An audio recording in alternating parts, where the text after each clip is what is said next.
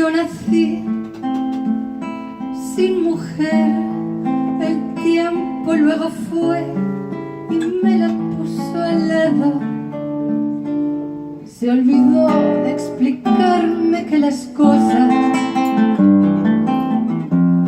como vienen, se van, que él mismo se las lleva con invariable indiferencia, con el despego con que nos raciona el ciclo de la luz, con la apatía con que nos despliega este mapa de sombras cotidianas, flores de un día iguales a otras flores y a flores de otros días que brotan de repente como una noria quieta,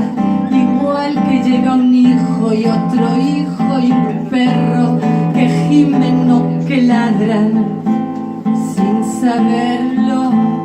y que un día cuando giman otros niños y ladren,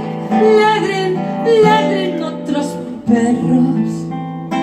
volverán a no estar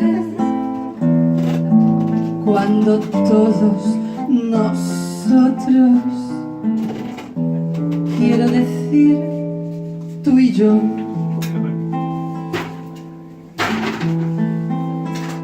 nacidos de mujer, padres tal vez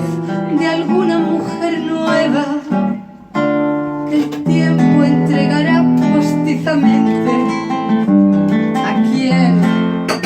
no la merezca. Gimamos y ladremos creyendo que hemos sido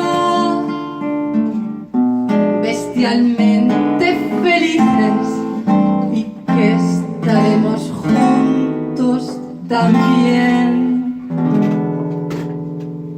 cuando la muerte nos separe.